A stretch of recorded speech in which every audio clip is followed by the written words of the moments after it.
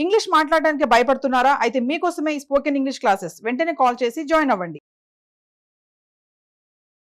నమస్తే రమగారు. నమస్తే జయ. రమగారు, మీరు రకరకాల దేశాల కథలు చెప్తూ ఉంటారు.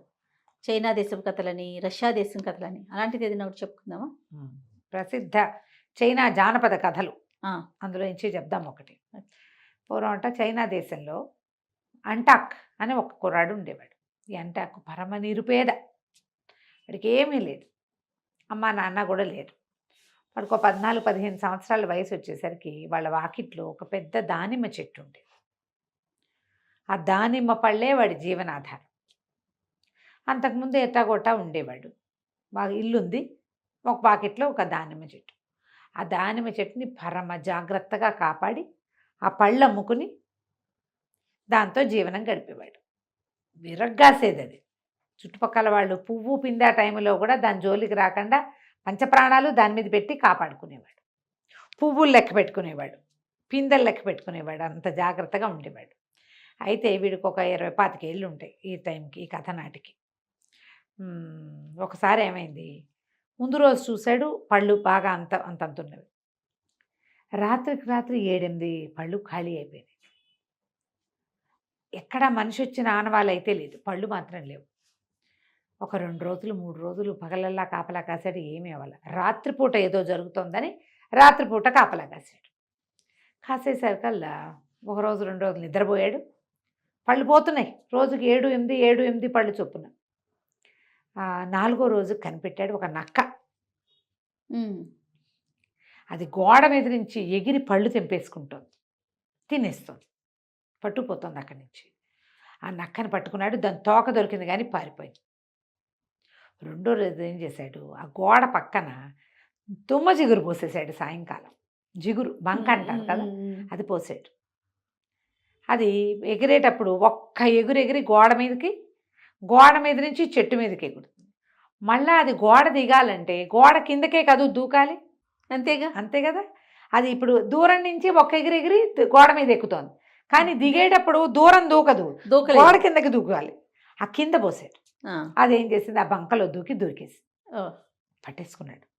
దొంగ మొహం, నా జీవనాధారం పాడు చేస్తావా, ఇన్ని రోజుల నుంచి తింటున్నావు, ఎన్ని తింటే నీ పొట్టకు సరిపోతుంది, నీ మొహం అండా అని నన్ను తిట్టేసరికి నక్కంది, వదిలే నన్ను వదిలిపెట్టు, పళ్ళు చాలా రుచిగా ఉన్నాయి, అందరి దొడ్లలోనూ పుల్లకాయలు, మీ ఇంట్లో ఈ దొడ్లోది ఒకటే, పెరట్లోది చక్కగా తీయగా ఉంది, అందుకే తినాలనిపించింది, అయినా నన్ను వదిలే, నీకు కావలసినంత డబ్బిస్తా.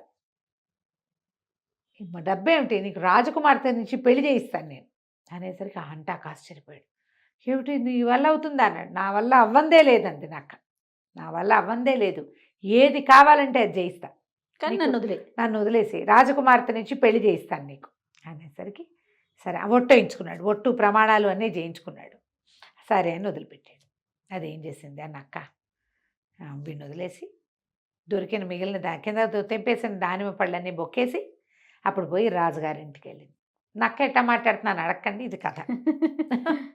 రాజుగారింటికి వెళ్ళి, ఏమండి మీ దగ్గర రత్నాలు అవి జల్లించే జల్లెళ్ళు ఉన్నాయట కదా, రత్నాలు జల్లించే జల్లెళ్ళు కావాలి, మా రాజుగారి దగ్గర బోల్డని రత్నాలు వైఢూర్యాలు ఉన్నాయి, జల్లెడు విరిగిపోయింది, ఇవ్వండి అంతే.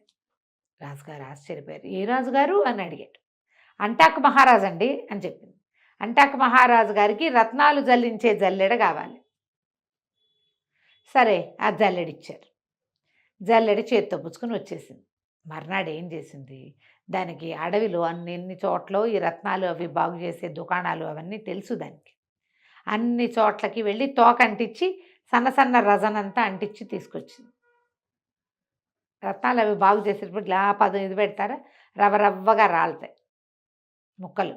అక్కడ దీన్ని కుచ్చు తోక పెడితే ఏమవుతుంది, తోకకు ఒక స్టాటిక్ కరెంట్ ఉంటుంది, ఇట్లా చిన్న నెరుసులు అంటుకుంటాయి, అవన్నీ పట్టుకొచ్చి ఈ జల్లెట్లో గాళ్ళు ఉంటాయి కదా, అక్కడ చోట చిట్టి ముక్కల్ని ఇరికించింది. వజ్రాలు వైఢూర్యాలు పచ్చలు కెంపులు నీలాలు బోళ్ళని రంగులు అన్నీ ఇరికించింది. అంటే అన్ని రంగుల రాళ్ళు అందులో జల్లించారనమాట. 3వ రోజున పట్టుకెళ్ళి జల్లెడిచ్చేసింది. ఆ రాజుగారికి బోళ్ళంతమంది కూతుళ్ళు ఉన్నారు. ఇదేదో అంటాక్కనే ఒక మహారాజు ఉన్నాడని, ఆయనకి జల్లెడ కావాలని ఒక నక్కొచ్చిందని తెలుసు వాళ్ళకి. రాజుగారు కూతుళ్ళు ఉండగానే ఈయన అది జల్లెడ పుచ్చుకొని తీసుకుపోయాడు. తీసుకుపోయేసరికి ఈ నక్క అక్కడ పట్టుకెళ్ళి అది ఆ జల్లెడి ఇచ్చేసరికల్లా రాజుగారు ఏం చేశాడు, ఆ జల్లెడిని అటు ఇటు తిప్పి ఇట్లా నేలకేసుకుంటాడు. ఏముందో చూడడానికి. మామూలుగా మనం ఏ పిండి జల్లిచ్చామో కింద కొడితే తెలుస్తుంది. జల జల రాలిపడ్డాయి అందులో ఇంచి. ఏమిటి? కెంపులు, రత్నాలు, నీలాలు, పచ్చలు, చిట్టి ముక్కలు. రాజకుమార్తె అలా రంగులు రంగులుగా పొడి పడేసరికి హే అని ఆ పొడంతా ఇట్లా ఇట్లా చేతులతో పట్టుకుని మెరుపులు చూసుకుంటున్నారు. చూసుకుంటుంటే నక్కని అబ్బో మీకు ఇంత ఇష్టమని చెప్తే బస్తాల కొద్దీ తోలిచ్చేవాళ్ళంగా మహారాజు గారికి చెప్పి అంటాక మహారాజు తోలిచ్చేవాడు, మీకు బస్తాల కొద్దీ ఇస్తారట. బస్తాల కొద్దీ ఇస్తాం కదా, వజ్ర వైడూర్యాలు, రత్నాలు, మరకతాలు, మాణిక్యాలు అనేసరికి రాజుగారికి ఏమనిపించింది, మహారాజుకి ఈ అంటాక్ ఎవడో ఓ పిల్ల నుంచి వాడికి పెళ్లి చేసి వాడిని అల్లుడిని చేసుకుంటే అవన్నీ మనకే అంతే అని చెప్పి, ఏమేనక్క మీ అంటాక మహారాజుకి వయసు ఎంత ఉంటుంది అంతే. ఎంతేమిటండి, ఓ 25 ఏళ్ళు ఉండవు అంతే అనేసరికి ఈయన కూతుళ్ళ కేసు చూసి ఆఖరి పిల్లకి ఒక 16-17 ఏళ్ళు ఉన్నాయి. ఆ పై పిల్లలకి ఇంకా పెళ్ళి అవ్వాల, 2-3 ఉన్నారు. ఈ చిన్న పిల్లనిచ్చి పెళ్లి చేస్తే బాగుంటుంది. సరే ఆఖరి పిల్లనిచ్చి పెళ్లి చేస్తాను అనేసరికల్లా నువ్వు మధ్యలో మధ్యవర్తిత్వం చెయ్యి, మీ రాజుగారికి ఎట్లాగైనా మా పిల్లనిచ్చి పెళ్లి చేయాల్సిందేని అన్నాడు పెద్దరాజు. నక్కంది అట్లాగే అని చెప్పి పరిగెత్తుకుంటూ అంటాక దగ్గరికి వెళ్ళింది. రెడీ అయిపో, నీకు రాజుగారు చిన్నమ్మాయి నుంచి పెళ్లి చేసేందుకు ఏర్పాటు చేసి వచ్చాను అనేసరికల్లా అంటాక ఆశ్చర్యపడి, ఏమిటి పెళ్ళే బాగానే ఉంది కానీ నాది పెళ్ళంటే ఎంత సన్నాహం, నా దగ్గర ఏముంది, దానిమ్మ చెట్టు తప్పిస్తే దిక్కులేదు నాకు, ఏం చేయాలంటే దానికి అంతకి నేను చెప్తా కదా, నువ్వు బయలుదేరరా అని చెప్పి మర్నాడు పొద్దునే బయలుదేరేసింది. బయలుదేరాక ఏం చేసింది, రాజుగారు ఒక ఏరు దాటాక రాజుగారి కోట, ఆ ఏటికి ఉండుండి పొంగొస్తూ ఉంటుంది.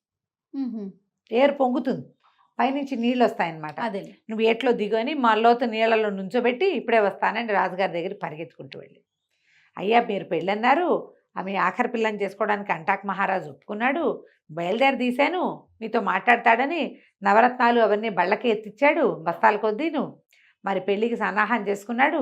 తీరా ఏరు దాటుతుంటే ఏరు కాస్త పొంగిపోయి రత్నాల బళ్ళన్నీ కొట్టుకుపోయాయి, రాజుగారి పెళ్లి బట్టలన్నీ పోయాయండి, ఆయన నీళ్లలో నుంచునున్నాడు, మరి ఏదైనా ఏర్పాటు చేయండి అనేసరికల్లా ఈ రాజుగారే ఉంటాడు, కాబోయే అల్లుడిని తెచ్చుకోవద్దు, రత్నాలు ఏముంది బస్తాలు పోతే పోయినాయి మళ్ళీ ఉంటాయి వీళ్ళ దగ్గర అని చెప్పి ఏం చేశాడు, పెద్ద పెద్ద బళ్ళ నిండా బట్టలు నగలు అన్నీ వేసుకుని తీసుకొచ్చాడు.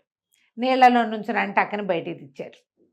చక్కగా పరివారం వచ్చి ఒళ్ళు తుడిచి మంచి బట్టలు తడిగి నగలవి ధరింపజేసి తీసుకుపోయారు. తీసుకెళ్ళాక సరే పెళ్లి చేసేశారు. పెళ్ళి అయిపోయాక పిల్లని పంపించద్దు, పెళ్ళి అయిపోయింది, అందరూ చాలా మెచ్చుకున్నారు. కుర్రాడు చక్కగా చాకులాగా ఉన్నాడు, బోల్డ్ ఆస్తిపరుడు, రాజు, రత్నాలు వజ్రాలు జల్లెలతో జల్లిస్తారని చెప్పుకున్నారు. సరే కథ అంతా అయిపోయింది. పెళ్లి తర్వాత ఇవ్వాల్సిన విందులు వినోదాలు కూడా జరిగిపోయినాయి. ఎవరు మీ చుట్టాలు రాలేదేమిటని అడగల రాజుగారు. నక్కేం చెప్పిందంటే వాళ్ళకి ఇలా వాళ్ళని వీళ్ళని అందరినీ పిలిస్తే చాలామంది వాళ్ళ పిల్లల్ని చేసుకోమంటున్నారు, నేనే మాట్లాడి పెట్టాను కాబట్టి చుట్టాల పక్కల గురించి అడగబాకండి, వాళ్ళు ఎవరైనా వస్తే తలకాయ నింపాలి. ఓహో మనకేం కావాలి, ఆ మంచి కుర్రాడు లట్టుగా పట్టేయాలి, పట్టేశాం అంతే. అక్కడి నుంచి పెళ్ళి అయిపోయింది, ముచ్చట్లన్నీ తీరాక ఇప్పుడు నక్కని పిలిచాడు అంటాకు. ఇప్పుడు మా ఇంటికి తీసుకెళ్ళాలంటే మనకేముంది గతి ఎక్కడ అంటే, నువ్వేం కంగారు పడకు, నిన్ను బ్రహ్మాండమైన కోటలో స్థిరపరిచే పూచి నాది, దానిమ్మ చెట్టు మాత్రం నాకు వదిలేయాలి నువ్వు. ఓహో సరేనన్నాడు. అక్కడి నుంచి రాజుగారికి ఏం చెప్పింది, బయలుదేరి తీస్తే రాజుగారు మా రాజుగారు మీ పిల్లని తీసుకుని ఇంటికి వెళ్ళిపోతాడని. రాజుగారు చక్కగా ఒక పెద్ద సైన్యాన్ని 100 మందిని ఇచ్చాడు, ఓ 25 మంది పనివాళ్ళని ఇచ్చాడు అమ్మాయికి సహాయం చేయడానికి. అక్కడి నుంచి 2-4 మేనాలు, బట్టిండా, నగలు, బట్టలు, పిల్ల చిన్నప్పటి నుంచి వాడుకునేవి, అమ్మాయి జవహరి అంతా ఉంటుంది కదా, బాల తొడుగు అవన్నీ సర్దిచ్చారు. వీళ్ళు పెద్దగా ఒంటెల మీద బయలుదేరారు. గుర్రాల మీద, ఒంటెల మీద, గాడిదల మీద సామాన్లు వేసుకుని మళ్ళీ పిల్లకి సంవత్సరానికి సరిపడా సరుకులు ఇస్తారట అక్కడ. అవన్నీ ఇచ్చారు. శాస్త్రానికి అక్కడ బోర్డు లేవు, వీళ్ళు ఇవ్వాలి కాబట్టి ఇచ్చారు. మా చిన్నపిల్లకి ఏమి ఇచ్చారు అంటే చెప్పుకోవాలి. అదే ఇవన్నీ బయలుదేరాక ఇవి అంటున్నారా నక్క పరిగెత్తుకుంటూ ముందుకెళ్ళిపోయింది. బాగా వెళ్తే ఒక వర్తకుల బిడారు వెళ్తుంది, ఒంటెల బిడారు. బిడారులో వాడిని కనపడి, బందిపోటు దొంగలు వస్తున్నారు, జాగ్రత్తగా ఉండండి అని చెప్పేసరికల్లా వర్తకుడు వెనక్కి తిరిగి చూస్తే ఈ అంటాక్ రాజుగారితో ఎంతమంది బయలుదేరారు, 100-200 మంది బయలుదేరారా, గుర్రాలు, లొట్టిపెట్లు ఇన్ని రకాలు ఉన్నాయా, వాళ్ళందరూ వస్తుంటే దుమ్ము రేగదు. ఆ దుమ్ము చూసేసరికి వీడికి భయం వేసింది, అమ్మో బందిపోట్లే, ఏం చేయాలంటే ఒక ఉపాయం ఉంది. వాళ్ళు వచ్చేటప్పుడు వాళ్ళలో ఎవరైనా ముందొచ్చి ఈ బిడారు ఎవరిది అని అడుగుతారు, నువ్వు అంటాక మహారాజు గారిదని చెప్పు, ఒంటెల బిడారు అంటాక్ మహారాజు గారిది. ఆ మాట చెప్తే నిన్ను వదిలేస్తారు. అంటాక్ మహారాజు అంటే బందిపోట్లకి గుండె టెర్రర్ ఓహో. అని చెప్పింది. సరే, ఇంకా ముందుకు పరిగెత్తింది. ఒక గొర్రెల బిడారు కనపడింది. 1000 గొర్రెల్ని కొంతమంది తోలుకుపోతున్నారు. వాళ్ళని కూడా బెదిరించింది. వెనక్కి తిరిగి చూడండి, బందిపోటు దొంగలు వచ్చేస్తున్నారు చెప్పేసరికల్లా హడిలిపోయారు. అయ్యి బాబాయ్, బందిపోట్లు వస్తే ఇంకేముంది, మమ్మల్ని చంపేశారంటే 1000 గొర్రెలు తోలుకుపోతారు. ఇప్పుడు ఏం చేయాలన్నారు. ఏమి చేయక్కర్లా, ఈ బిడారు వచ్చి మిమ్మల్ని అడుగుతుంది, ఎవరు ఏమిటి అని వాళ్ళు అడుగుతారు. అంటాక్ మహారాజు గారి గొర్రెలు అని చెప్పాలి మీరు. ఒంటెలు.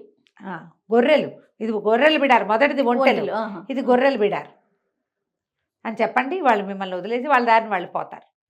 అక్కడి నుంచి వెళ్తూ ఉంటే ఒక పల్లెటూరు, దాని నిండా ఆవులు మేకలు. వాళ్ళని బెదిరించింది.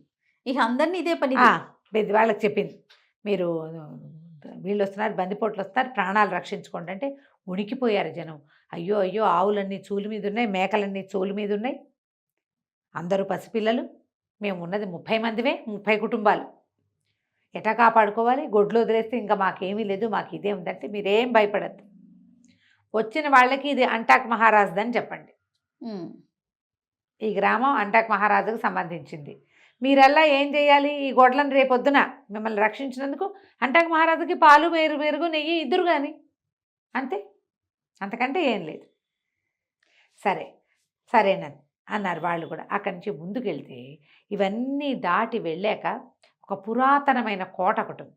ఆ పురాతన కోటలో ఒక రాక్షసుడు ఉన్నాడు. అన్ని సమస్తమైన సదుపాయాలు ఉంటాయి.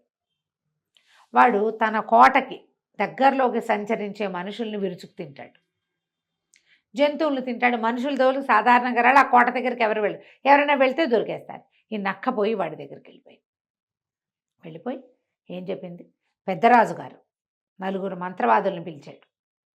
వాళ్ళు బందిపోటు దొంగలతో కలిసి వస్తున్నారు, మధ్యదారంతా ఖాళీ చేసుకొచ్చేస్తారు, నీ దగ్గరికి వస్తారు, నిన్ను భూసైనం చేయించడానికే వస్తున్నారు వాళ్ళు అనేసరికి రాక్షసుడు తెల్లబోయాడు. అమ్మో, మంత్రవాదులే, చచ్చే భయం నాకు.